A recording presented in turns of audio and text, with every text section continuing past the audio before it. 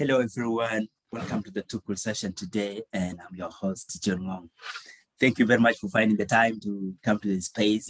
This is an open space for all of us, and I'm happy that we are able to find time, come here, converse, share our thoughts, and this is what Tukul is for all of us. And for those who are locking in from all the way from Wheel, from, or Juba, everywhere, thank you very much for finding the time and be with us this evening. And tonight we are going to have Ade with us. Ade is a mental health specialist, and I can introduce him. Like you guys know, Ade has been doing a lot of work, and when I bring him on board, he's going to introduce himself, and we kick off our conversation. And as it goes, usually this is a conversation we'll hear from our speaker, and then we'll have the time to interact with him later as the session progresses. So, Ade, how are you doing? I'm very good, man. How are you?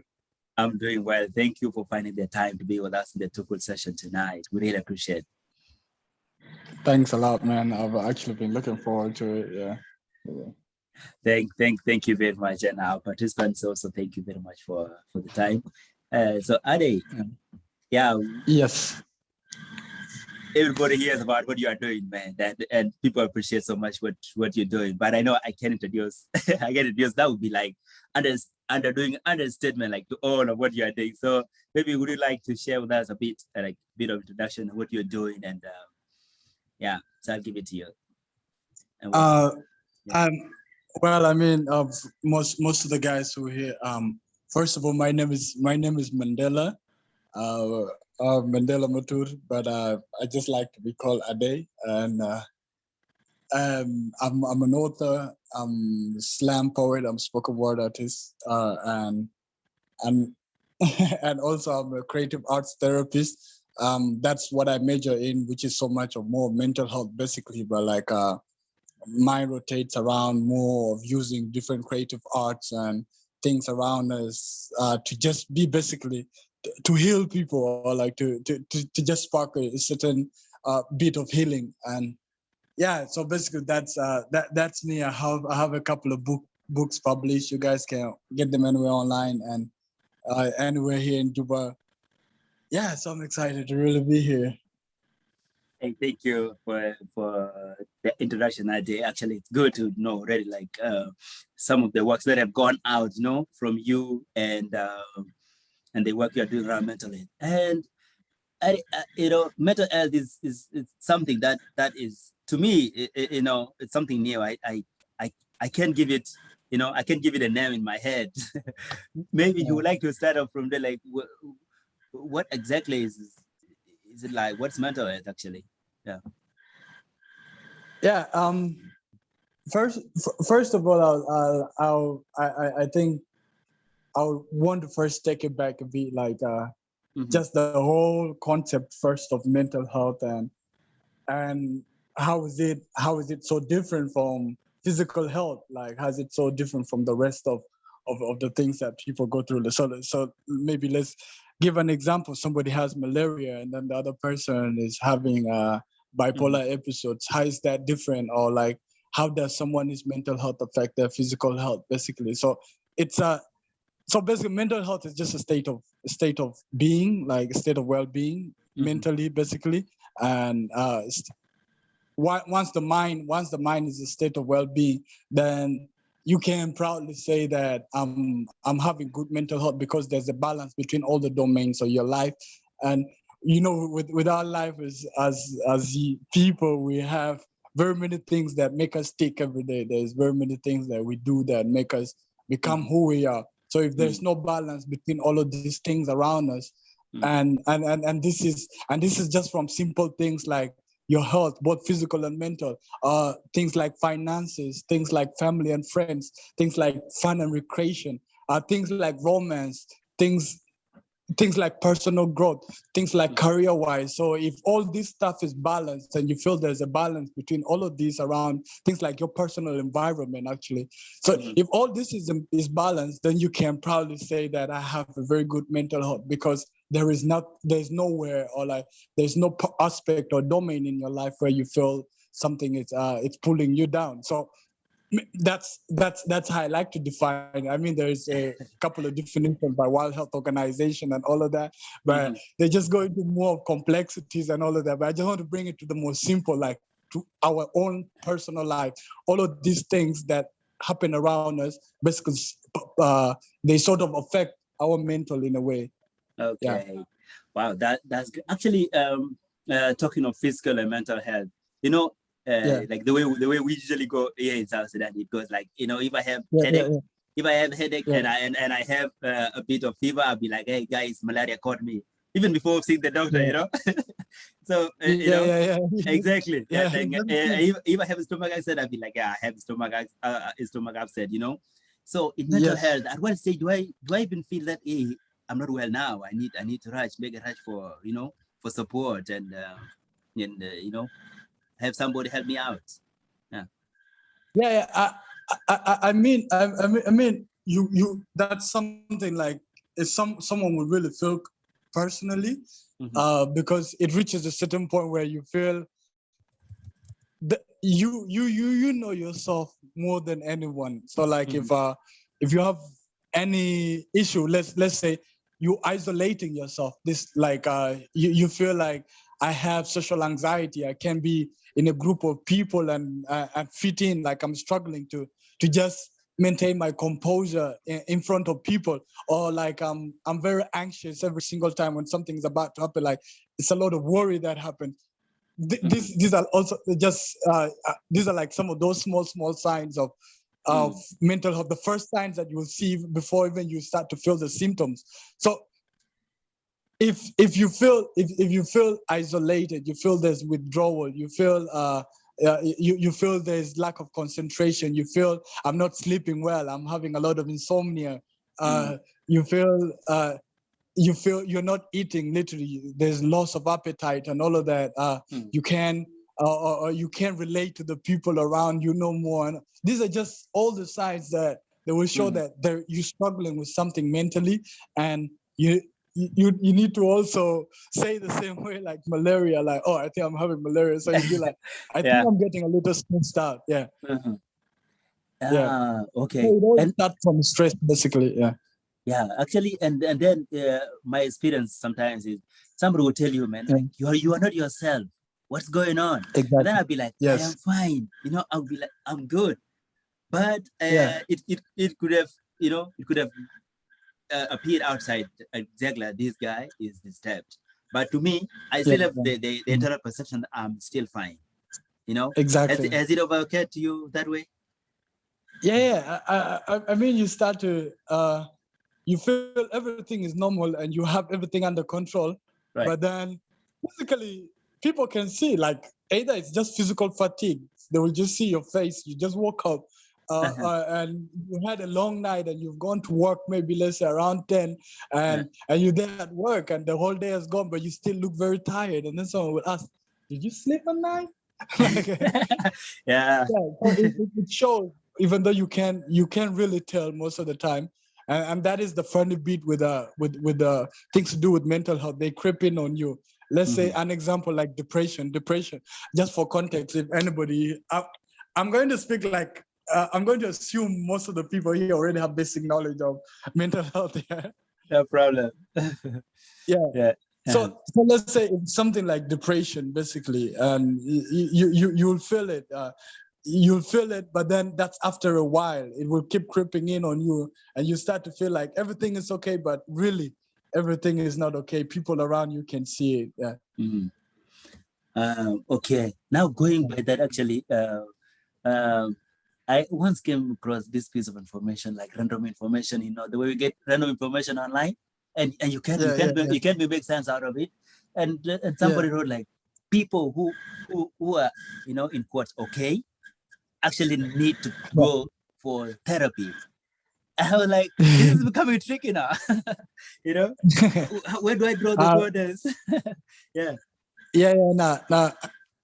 I think one of the things, first of all, is mental health has completely been commercialized and has been put in a point that it's no longer, people don't want to treat it like an illness. People don't want to look at it like an illness. Other people want to see it as something cool. Other people want to look at it as this is something that's more commercial and mainstream and all of that, which is very important. Like mental health has to go like mainstream, so that because that attention is not to it. So people will start to come up with a lot of different understanding of it, and I think why someone wrote that it's just the whole aspect of most of the depressed people, and this is and this is for a fact. Even like if you to look back, if you ever had anybody that has committed suicide or someone that you know, someone that you heard about, you see that most of the time some of these people are the most jolly people and the most happy, and that comes some sort of courage of suppression. They're very good at suppressing the emotions, but then that's the thing too with mental health. The more you suppress, the more they pile up, and once it piles itself up, then you're just gonna blow up at once. You're just gonna explode, and then you find someone has committed suicide, and he was happy all along, but then he was just putting an act. Really, it wasn't.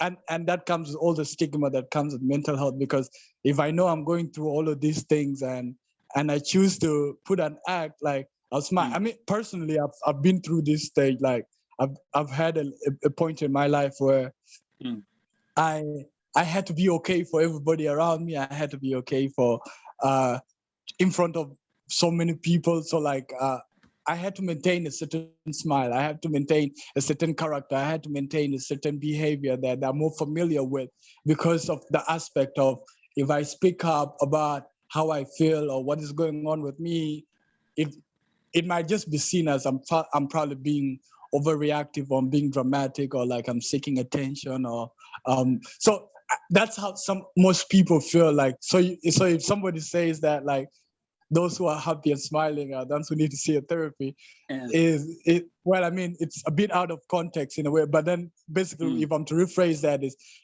meant often those friends of yours that you find that are really happy, it's always fine. It's always good to really know how they are doing. Like, you should always ask, how are you really doing, instead of just assuming this person might need therapy. Okay. It's true, Ade. And now talking of suppression, sometimes I don't know, maybe there could be so many factors contributing to why sometimes somebody will be going through a lot, but still do not want to show a single emotion around that. Exactly. Yeah. And I remember there was a time we had a conversation with colleagues, and be like, what one thing would you want to change, especially in South Sudan? Like what social perception would you want to change? And to me, it was like, if there's one thing I really want to change, like, men should be given space to cry, man. If something hitting me hard, I want to cry, man. Like, express myself. So why is this suppression becoming, like, what are your experiences of people trying to suppress their emotions, whatever they are going through? And maybe you have conversations with people going through that. I mean, first of all, and this is the first thing that I always get from anybody, basically, which is the whole aspect of judgment. Everybody's scared of judgment, and people fear to be judged. People fear to be seen certain type of way. So that judgment, and I mean, I totally understand that, because the world is full of judgmental people, and you wouldn't really be sure who to trust about your feelings. And then the other thing, which is the most important, basically, which is the biggest contribution to suppression, society and our communities, where and this I would speak from my perspective, like from the community I come from. I'm from Bargazal, and that is like it's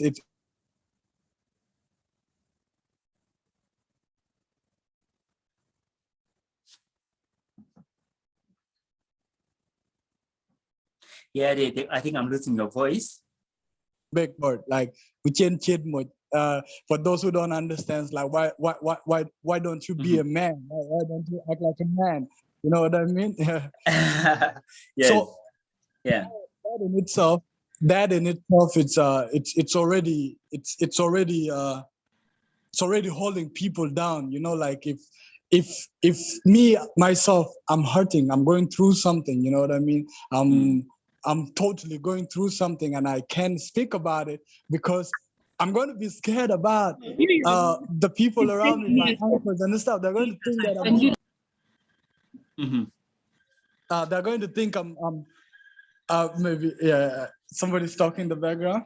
No, it's okay. We go ahead. I muted it. Yeah. Okay. Yeah. So they're going to see me funny. They're going to feel like I'm not man enough, because that's the standard that has already been put. It's a standard society has put that you can be like a woman, you can cry like your mother, you can be like your auntie, and all of this stuff. But to be honest, I think that is something completely wrong, because everybody has emotion, and this is a proven fact. We as men are actually more emotional than women, and this is for a fact. But then we're just very good at suppressing it, and so it's totally fine to cry. Like it's totally okay to cry. You know I mean? I want crying to be legalized, no? Not censored. Yeah, it needs to be legalized. We need to talk about local chiefs, man. Like you find me in my small Tukul, and like I'm going through a lot, and I think thrice about them. I can't figure it out. I just cry. Like that would be a good thing. Yeah, you let it out, because for some reason it's not a sign of weakness, but that's what we've been made to believe. Like it's not a sign of weakness, because if I'm the one who knows what I'm going through. I'm the one who knows what I'm going through. And if I can talk about it, because either way, they will tell you that, like, they will tell you to be a man and to not cry about situations, but they will not be there for you to listen to you when something is wrong with you. So if you can give me the other alternative, then what's the whole point of you trying to make me feel strong when inside me, I know really I can't hold on like that. Yeah. And talking of the cultural perspective and the censorship that comes, maybe some freedom in other cultures. I may not speak for all, but the censorship that comes with men should not do this and act like a man, like the way you gave an example before. Traditionally, how did our people deal with with mental health and mental well-being? Yeah. Now this is a very interesting, and I like the fact that when we were setting this up, like I was thinking along these lines. I started this journey sometime last year, and well, it started since 2019. I had a public lecture at Catholic University in partnership with the Dutch Embassy and Bishop Faraday Taban, and we talked about mental health in peace building, and the way I looked at that perspective specifically is, for us to achieve that best, first of all, looking down at the communities, and then I broke it down, like, from communities. So what's their understanding of trauma? What's their understanding of mental health, first of all? And in South Sudan, the word itself, the word trauma, is a word that just came 50 years after 50 plus years after the Vietnamese War with the US and all of that. And then the word trauma was coined, and then it was used universally. But that doesn't mean that we in Africa, or like me in South Sudan, or me somewhere in Rumbek, did feel trauma. Like, I've had grandfathers who've gone through traumatic experiences. And so I asked myself, first of all, why do people make it look like it's something foreign to our communities? They know about trauma, they know about mental health, but what do they call mental health in their own languages? Like, how do we understand it? How do we, what is their understanding of it? And I came to, like, I went on a journey, of course, first to Eastern Equatoria, just getting perspective from different people and all of that. And I came to understand our communities does not recognize individual traumas. They don't, and I think that's where the don't be a man, don't be like a woman comes in, and all these other slurs that bring some sort of stigma to mental health. They don't recognize individual traumas. They look at it more as a collective trauma, because they feel like if Ade is mentally not okay in the house, it's not only Ade, it's something that it's in the family. it's people around him, it's the community, it's the clan, it's you know, like they look at it as a collective trauma.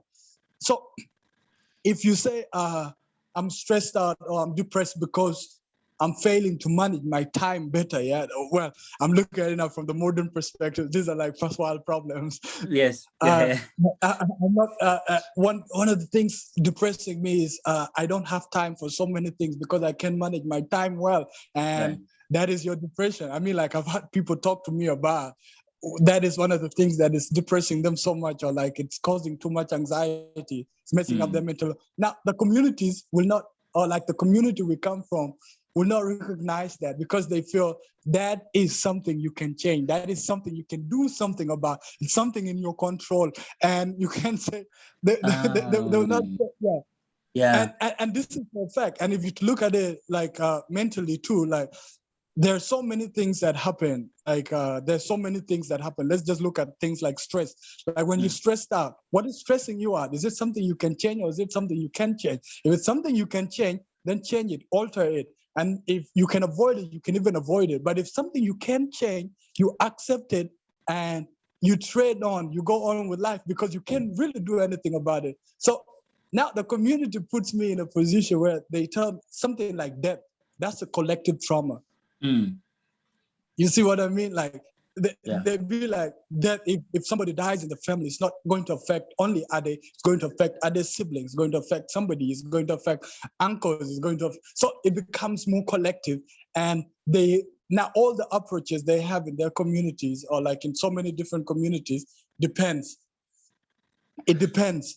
They now coin these approaches basing on these traumas, on these specific collective traumas. But then it's so hard to find more of an individual kind of way of healing, which is what I mean. From a very few communities, there are very individual approaches to healing, but then they believe more for us to heal or for someone to heal, it has to be done collectively. Okay. And now talking of collective trauma and also collective solutions. Say we are living in a community of farmers, and then it doesn't rain. Everybody's stressed because now there is drought. Our farms are drying up. The animals are dying. This is something that is befalling their community. How did our people deal with things like this? Yeah. Now this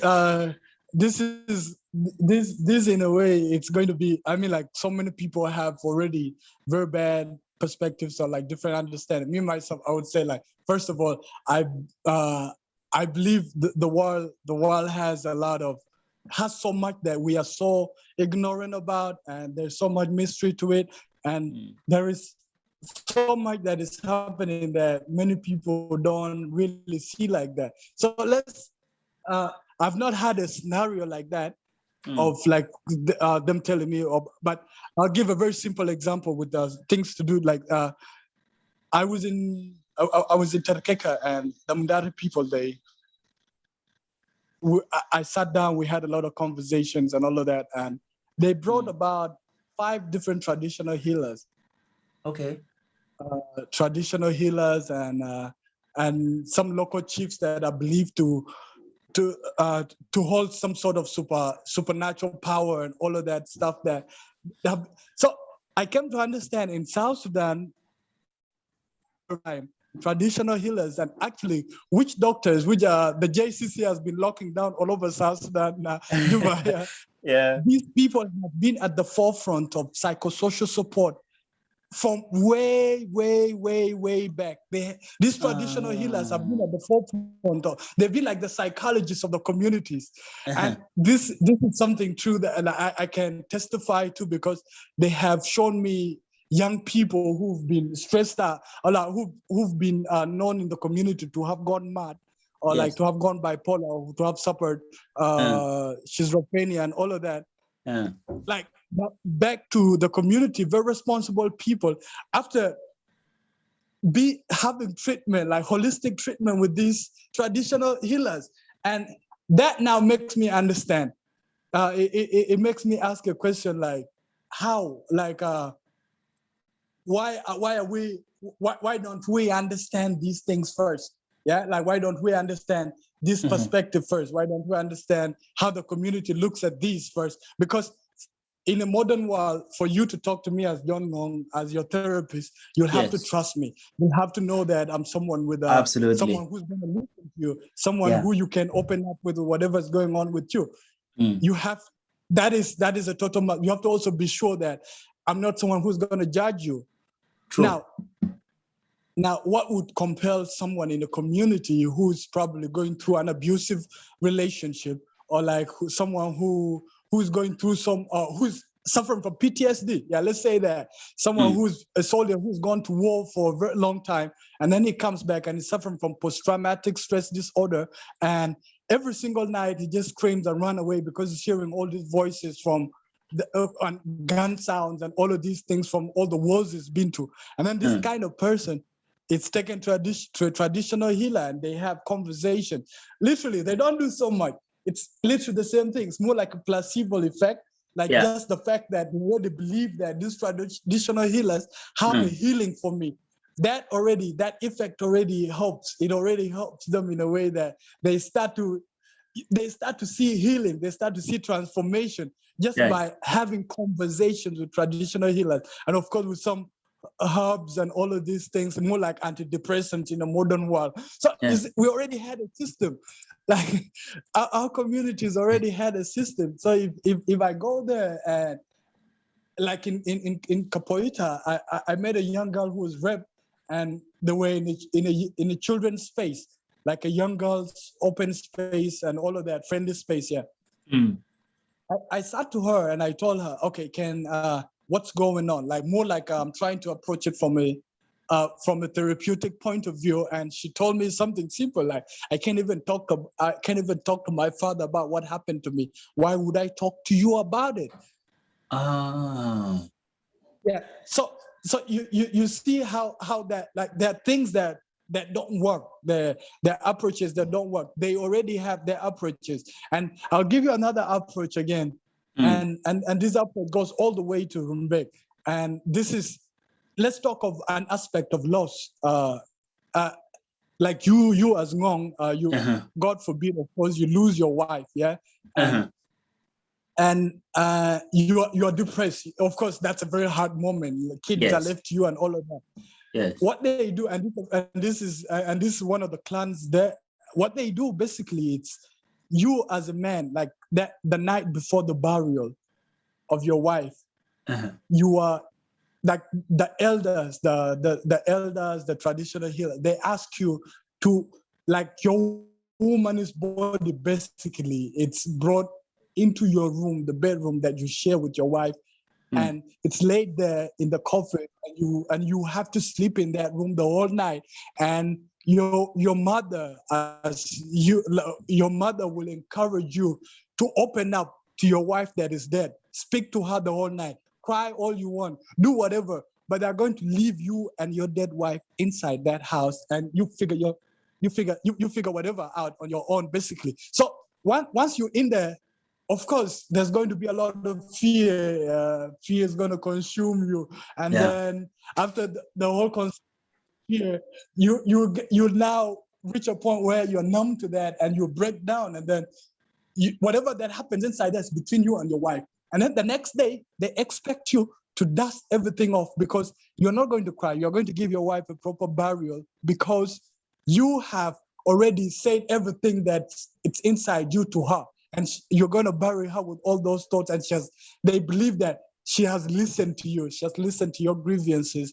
And I tend to accept or like look at these approaches something really amazing, because like I've witnessed it personally myself, because it's trauma and healing. It's a personal thing. Healing, nobody can heal you. It's you. People just give you perspectives, what you're going through, and then you can heal through that. Like on your own, they just give you different scenario, or like they just give you just a way, sort of a guidance. But healing is personal. So me, I look at that as even loss. This person has lost somebody, and this is something personal to him. Nobody around him understands what he's going through. So, and all the things inside him, all the questions he has in his mind, no one else can answer them there. Only that wife that is there. So I feel that's a very beautiful approach, because you get to let go, like it's a complete goodbye. You're letting go now, like you were given the time to let go. And also, one of the things they encourage too much too is crying, because even when I lost my mom, my grandma beat me. It's like I was standing there numb, like I couldn't cry for. I was just there numb, but she was beating me, so I should cry because she wants me to let it go. Yes. Bottom all that inside you, it's going to cause some sort of effect. So you see how they already understand mental health in their own different perspectives, basically. That's so true. It's a very wide range, and you go all the way to Eastern Equatoria. Eastern Equatoria, they use so much of dance, like dancing, like too much dancing. Like if there's a loss, somebody has been, like somebody has died, the community will come and celebrate that life. They will dance the whole night. And you will hear like, it's a different tone. There's a lot of laughter for a minute, and then the next minute, everybody's back to crying, and then back to happiness. You see, like, it's that all sorts of emotions at the same time, basically. Like, it's beautiful. Wow, I'm really learning a lot in this conversation, Ade. And thank you very much for sharing all these experiences. And I have seen in communities where if something bad happens, let's say somebody passes on in the family, the whole house would be so quiet for like 3 days. Nobody even cooks, and then like the family members are just remorseful, completely, totally remorseful. And then in other communities, like the way you share now in Eastern Equatoria, where people have dances, I would wonder, why would these people celebrate the death of their loved one? And coming from my background, I might not understand that this is a way of dealing with mental health head on. Straight, even at a community, as a community, the way you say people would gather, dance throughout the night, have the drum and the beating of the drum, and an organized way. Wow. This to me is a new revelation. It's very beautiful, and that is one of the things I love about and this specifically Tukul people in South Sudan, the Uduo speakers, basically, like everything about them is it's music, it's art, it's creative. Like it rotates around there. Like, let's say marriage, courtship, death, all these kinds of things. Like it rotates around. They try to connect so much with, what I mean, like, and they have very strong belief systems in themselves. Like how someone will ask you, what do you believe in? So much, they believe in themselves so much. They believe in the power they have as a community. And that power alone is the power that's strong enough for healing. Like, well, I'll give a very simple example. I will cross the border a bit. Let's say Rwanda practice something that is completely, and up to now, no country in the world, only except Ivory Coast, that try to do it, social therapy, community-based social therapy. So what is that? You see, so community-based social therapy is like after the genocide and all of that happened, and the people were made to dialogue, like you're brought to face. Yes. Like because they believe that if something happened, like if someone from your clan your tribe kills from mine and all of that, and you keep the tension, that is going to prolong. So why don't you head on, face what happened, and like deal with it as a community? So it becomes more of a community dialogue. But of course, with like there's a mediator in between, and there like there's like a whole what is it? It's like phases. It has phases, basically. Like there's a phase of you as a community from this side having to sit on your own and understand the impact of whatever the other community has done to you. Is it something forgivable? Is it something we can move past? Is it, like you first understand it as a community, and then the other community too sits back and understand the impact of what they have done to the other community. Like, is it something that community can do? Is it something that we also feel apologetic for? So like after Wow. the whole genocide and all of that, the victims and the perpetrators were brought together, and they had to go through a phase, and just a phase of dialoguing. But then it didn't only stop through dialoguing. It went to a point where they had to do community projects together to strengthen their bonds, to strengthen their connections. Yeah.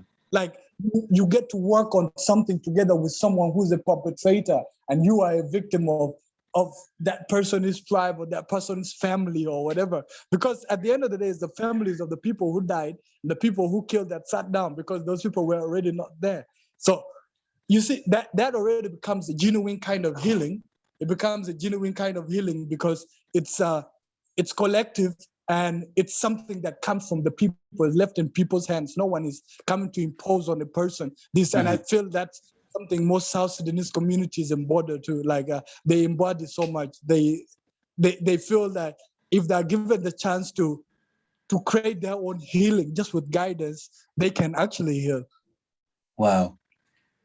Yeah. Wow. Those are like, brilliant insights there, Ajay. Like I've never imagined, a community-based approach, like a solution, like the one you just explained.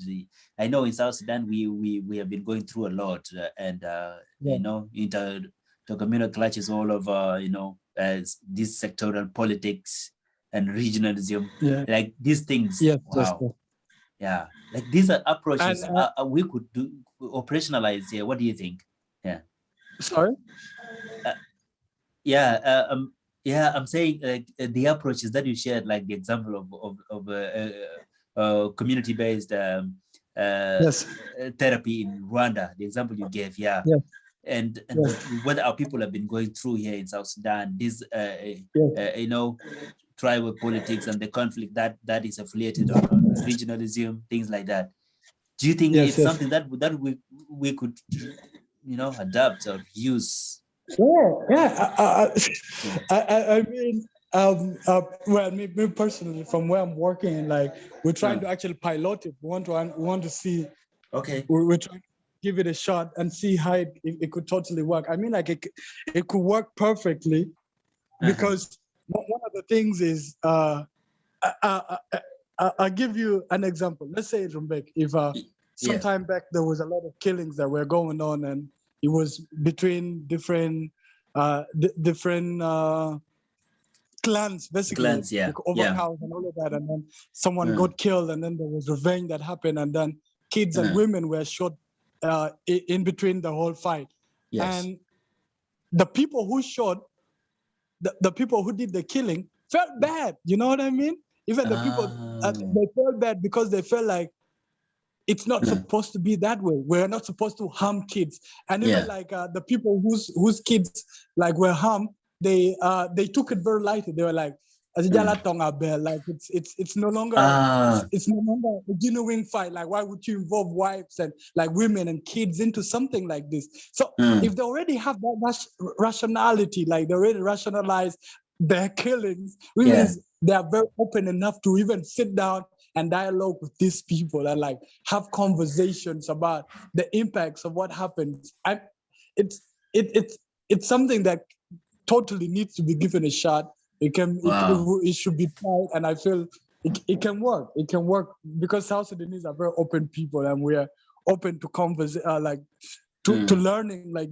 let's give an example of how many people now go back home and are being integrated easily, and they catch up. So it's easy for us to learn and to be open for anything like that. And I feel it will work out. Social therapy can work in Sudan big time. Wow, thank you very much, man. And Ade, our colleagues here in the room have thrown a few questions in the chat. Maybe we could react to them and see. Like Joseph Ball is typing. He mentioned earlier actually in the chat here that does crying heal? We were talking about crying What's before, that? I think. Crying, does it heal? This is from Joseph Ball. Temporarily, temporary crying heals, because I would say, like, if you're going through something and I don't know any of you guys if in the chat there, if you've ever felt a certain, like if you're stressed out or you're very anxious and then you feel your chest is very heavy and it's so tight, like it's held together. It's like it feels compressed and all of that, either with anger, either with confusion, or like you just stressed out, or you're very anxious, or you feel there's a certain tightness to your chest, like it's you have a little bit of hardship breathing. Now that is just because everything that you feel is happening to you, or like everything that's going on with you, it's only with you. It's only inside you. And so if the emotion is there, all these feelings, all these emotions inside you, because once you start to experience these emotions, there are chemicals that will be released in your body that will make you feel some type of way. And some of those chemicals is for you to cry, an emotion of just crying. So if you let it out, you're releasing, you're letting go, you're releasing something, you're releasing a certain hormone, you're releasing releasing that specific thing. For that very moment, you feel better. But of course, me, I advise after that, talk to somebody. After you find it out, because I mean, like when you're stressed out and you have so much insight going on with you, it would be so hard for you to speak with a person. Like some people end up stammering, some people end up just busting out in cry. But like if you do that on your own already, let it out, and then be able to speak, it's no longer new. It's from within you. Yeah. Wow. Thank you, Ade. I have another question from Philip. Philip here in the chat room is asking, could you clarify a bit what is the difference between mental health and psychiatry? Yeah. Psychiatry is just the whole science of dealing with mental health, basically. Yeah. And we already talked about mental health in the beginning. Is a state of well-being, mental well-being, a state of well-being with the mind, basically. So if different parts or different aspects of your life are totally balanced, there's a balance to it, then you can say I have a good mental health. But if none of that is happening, then they can say that you have a mental illness, basically, or a mental disorder, which are words I don't really like to use. But that's what would really be easily be said. But psychiatry is just the study of all of these things combined, all of these things in one. Wow, thank you, Ade. Maybe Ade will open it up here for the colleagues in the room also to directly, if somebody wants to speak, raise your hand and unmute and speak to everyone. Yeah.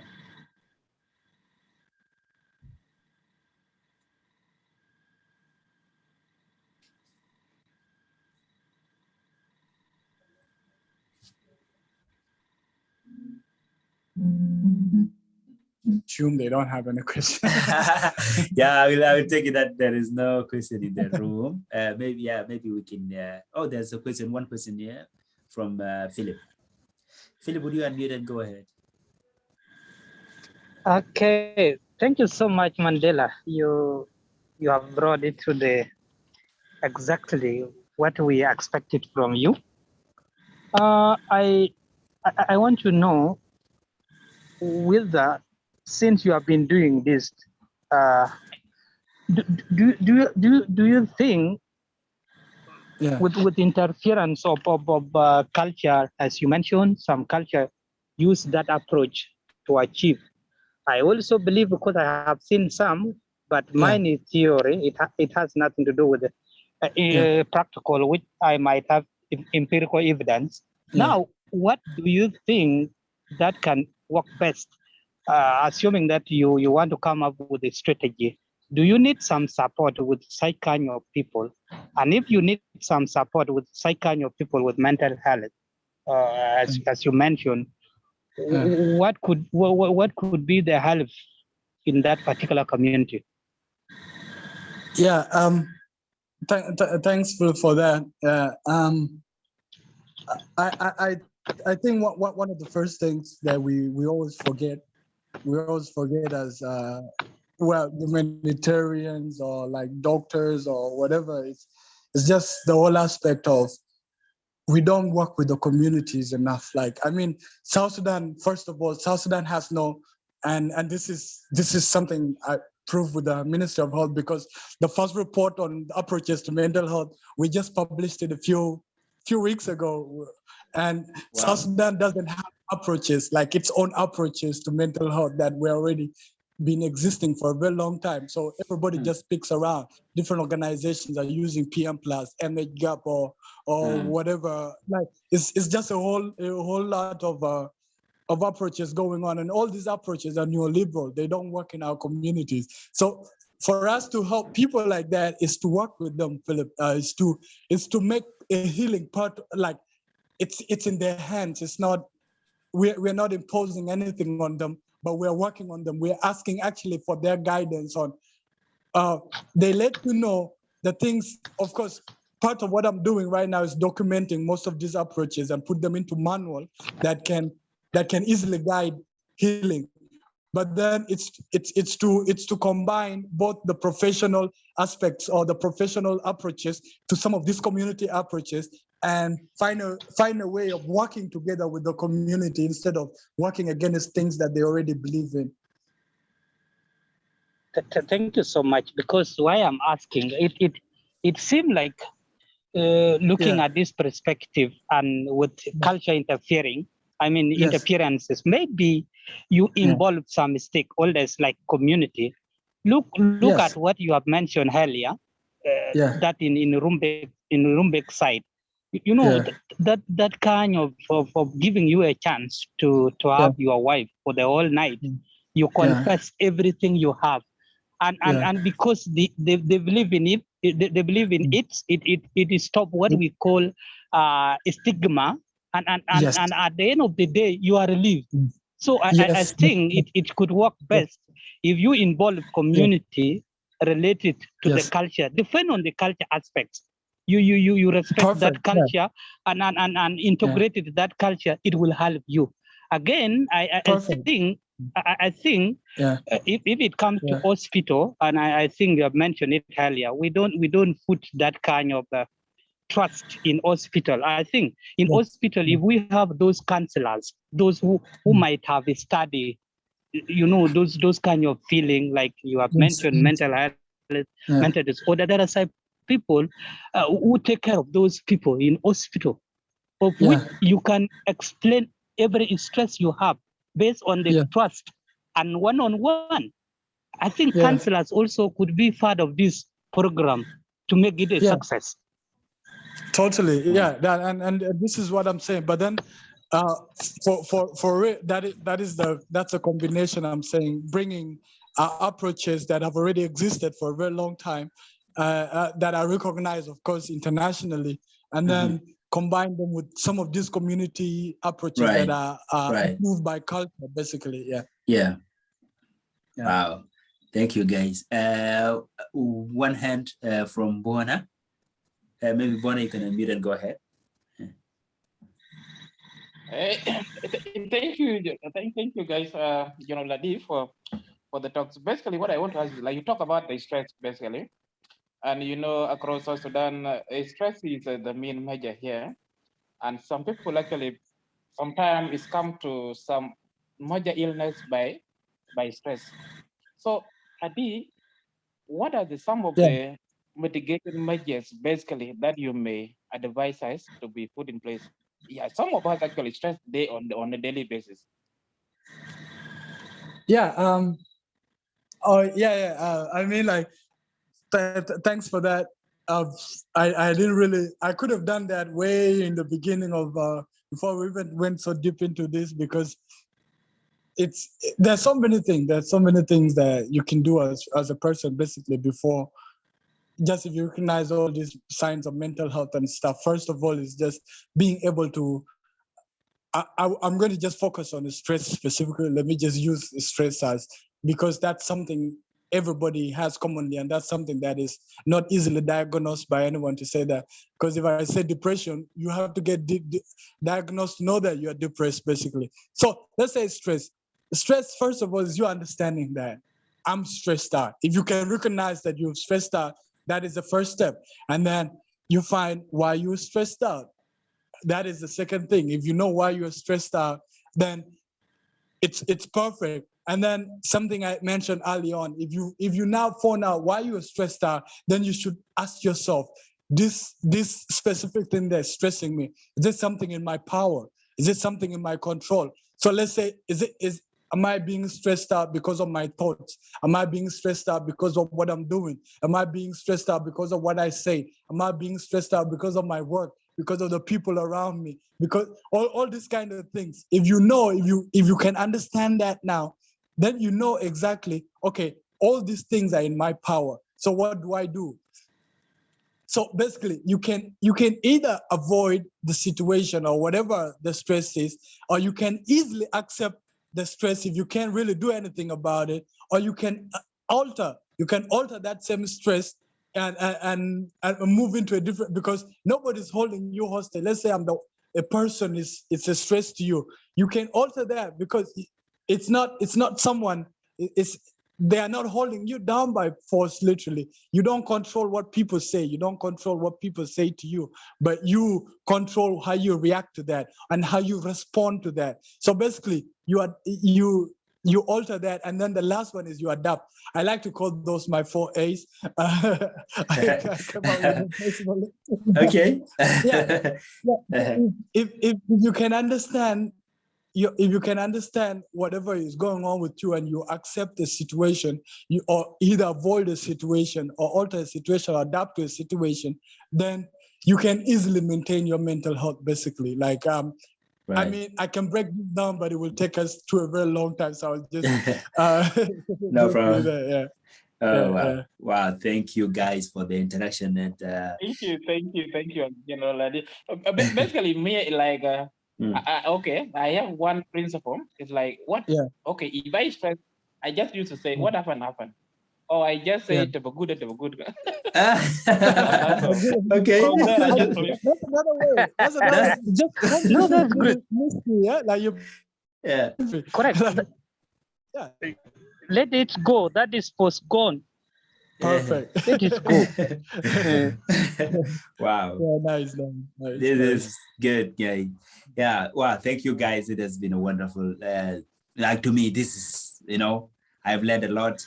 I have tried to heal myself, as we were discussing already. And I believe this is a conversation that we should hold often. Adi, yes.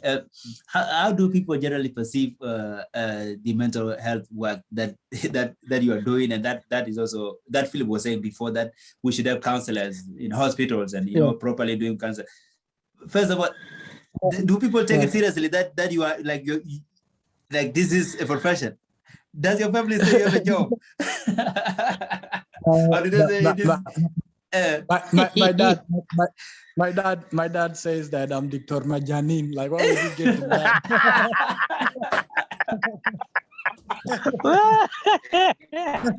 That is wonderful. Wow. No. He's not aware. He's not aware. He's not aware completely. You are not Dr. Majani completely. That is misinterpretation. Yeah, I mean, there's a lot of negative attitude towards it for now, but that's just with the stigma that comes with trauma. But I mean, people are really opening up now. Wow. People are opening up. Yeah. Wow, that's nice. But like, I cracked up so hard, I had to mute. You guys are going to take it. Yeah. Okay. Wow, that is good. You guys, thank you very much. I think we will give it a close here. And we recognize this is a conversation we should hold often. Guys, if you want to have another session with Ade, let me know. Ade is here. Ade, you're willing to come back to us, right? You're not running away. Definitely. Yeah. Just let me know when, and then I'll be available. Exactly, guys. Let's bring Ade back and we have the conversation. Wow. All right. Okay, so thank you everyone. This has been the Tukul session for you, and we are also available on the social media like Facebook. We have Tukul School page. We also have Tukul School Facebook group, and we have Tukul School YouTube channel. Actually, we have sessions that were done before this, and that the more that we will do in the future, it all goes to the YouTube channel. So like our YouTube channel. And we'll talk to you in the next Tukul session next Saturday around the same time. Thank you, everyone. It has been a wonderful, wonderful session for me, and have a good night. Yeah. Thank you so much, Ngong. Have a good night too, man. Thank you, Ade, for the time. Thank you, This has Ngong. been so good. Thank you, Paul. Bye. Thank you, Bye, Ngong, Bana. and thank you the guest of the day. Thank you, guys. All right. We enjoyed the session so much. Thank you very much, guys. Have a good night.